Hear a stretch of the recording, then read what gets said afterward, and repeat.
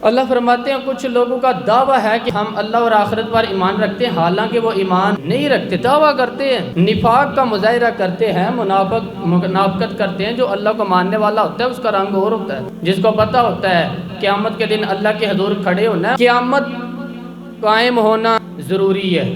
اگر وقوع قیامت نہ ہو تو ظالم کی تو موجیں لگ گئی، جابر تو موج کرے گا، فاسق اور فاجر تو کہیں گے دنیا میں بھی ہم جناب اپنے اقتدار کے زور پر جیتے رہے، آج بھی ہمیں پوچھنے والا کوئی نہیں۔ عقلاً نقلاً قیامت کا قائم ہونا ضروری ہے۔ قیامت قائم ہوگی تو مظلوم کو اس کے ظلم پر داد رسی کی جائے گی اور ظالم کو سزا ملے گی۔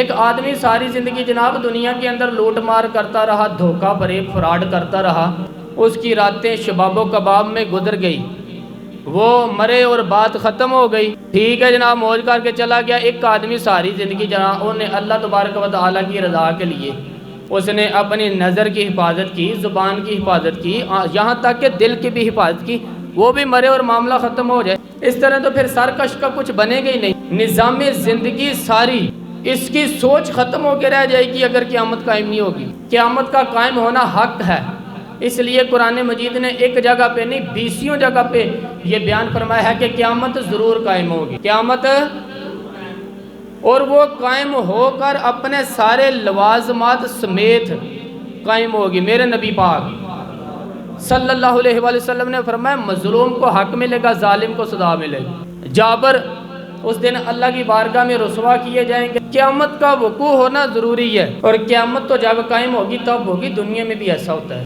ظلم کا انجام ٹھیک نہیں ہوتا، جبر کا انجام، جھوٹ کی زندگی لمبی نہیں ہوتی، دھوکے فراڈ ملمہ سازی اور ان چیزوں کی عمر اللہ نے تھوڑی رکھی ہے۔ وقتی طور پر ظالم کو، دھوکے باز کو، جابر کو جو مہلت ملتی ہے وہ سمجھتا ہے میری سیاست کام کر رہی ہے، میں شیر ہو گیا ہوں، وہ سمجھتا ہے میں چلا کو بڑا دیکھ لوں، اتنے بڑے ظلم کی دھوکے کی یہ باوجود بنا ہوا ہوں، حالانکہ اللہ کی طرف سے اسے مہلت ملتی ہے اور بڑے مہربان ہے۔ مہلت اس طرح دیتا ہے کہ میرے نبی پاک علیہ السلام نے فرمایا جب میرا مسلمان نیکی کرتا ہے تو اللہ فرشتوں سے فرماتا ہے 70 گناہ بڑھا کے لکھ لو اسی کی نیکی، 70 گناہ، اور جب گناہ کرتا ہے تو اللہ فرماتا ہے ٹھہر جاؤ ابھی لکھنا نہ، اسے ٹائم دو، یا اللہ کتنا فرمایا ہے، چلو 24 گھنٹے تو دو، ہو سکتا ہے توبہ کر لے، یہ اس کی مہربانی۔ اب وہ جو اللہ نے مہلت دی نہیں کہ شاید توبہ کر لے، لوگ سمجھتے ہیں میری چلاکی کی وجہ سے نظام سیٹ چل رہا ہے، میں بڑا تیز ہوں جناب، 2 4 5 باتیں بولتا ہوں سب صحیح ہو جاتا ہے،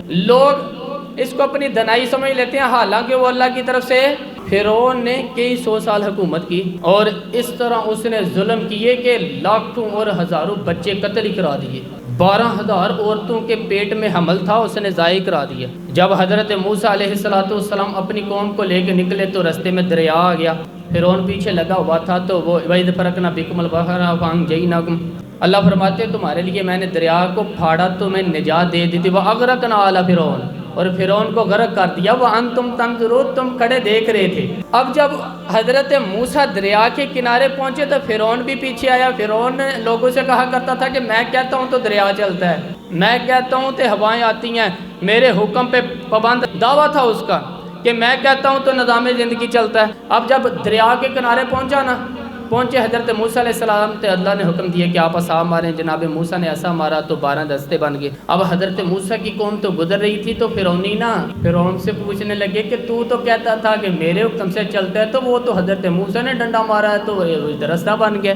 باز نہیں آتا انسان باز بہانے بڑے ہیں، اس کے بعد بڑی دلیلیں ہیں، جھوٹ سچ بول کے اپنے آپ کو مطمئن کرتا ہے، خود آخر دم تک تبدیل ہونے کو تیار نہیں ہوتا، دلیلیں گھڑتا رہتا ہے، بناتا رہتا ہے، شور کرتا ہے جان بوجھ کے۔ اور بھائی تو کہتا تھا میرے کہنے سے چلتا ہے، تو باز ابھی بھی نہیں آیا، کہنے لگا میں نے حکم دیا ہے کہ ذرا پھٹ جا، مجھے یہ ذرا زندہ چاہیے۔ باز رسی جل گئی بال، کہنے لگا میں نے کیا ایسے جی دریا کو کہ یہ تو مجھے زندہ چاہیے، میرے بھاگے ہوئے ہیں تو اس لیے پھٹا ہے، تو آؤ میرے ساتھ دریا کراس کریں۔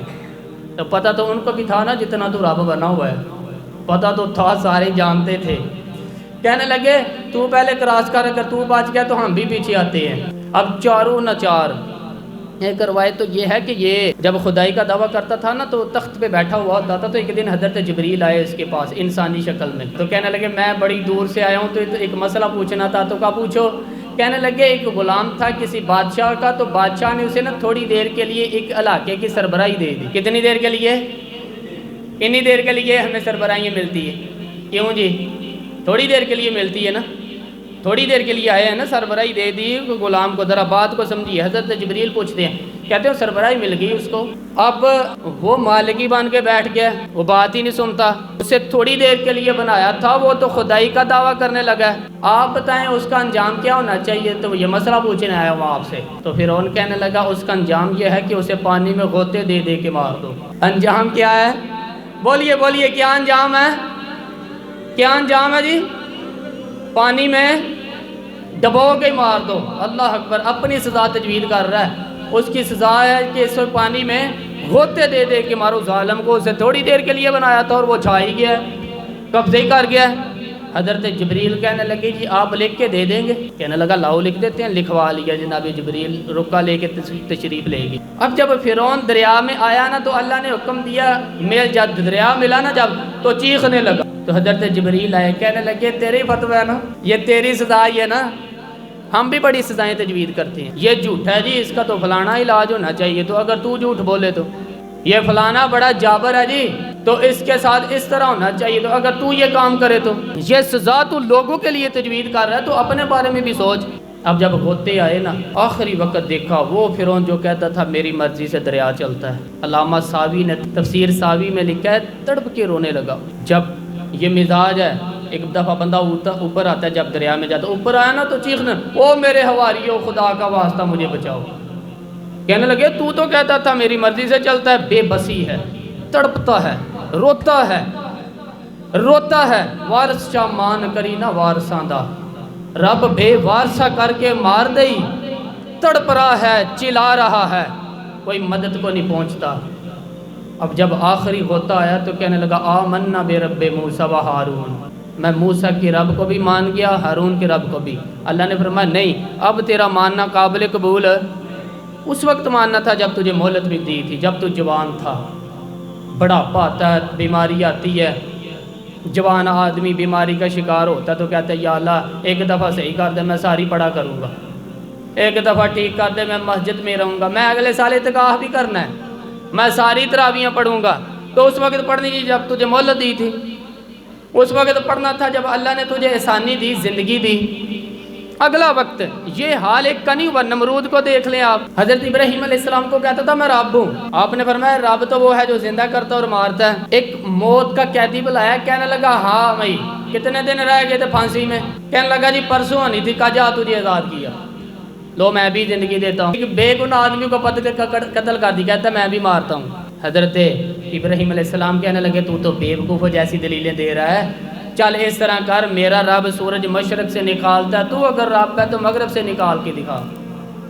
اب دلیل کا جواب کوئی نہیں تھا تو کہنے لگا پکڑو اور آگ میں ڈال دو۔ اللہ کے نبی کو آگ میں ڈالنے والا، یہاں ایک مچھر بیٹھا، یہاں 400 سال حکومت کی اور خدائی کا دعویٰ کیا، یہاں مچھر بیٹھا چھینک آئی تو مچھر اندر چلا گیا۔ پہلے دربار کا ادب یہ تھا جو آئے تو سجدہ کرے، اب اس کے سر پہ کوئی چیز مارتا تھا تو اسے سکون ملتا تھا، وہ مچھر تھوڑی دیر کے لیے اس کا دماغ چھوڑتا تھا۔ او بھائی یہ اس دھرتی پہ اللہ نے لوگوں کو ندارے دکھائے اور ہمیں سمجھانے کے لیے دکھائے، ہمیں تفکر کی غور کی دعوت دی کہ دیکھ لینا، اپنے عمل کو پرکھنا۔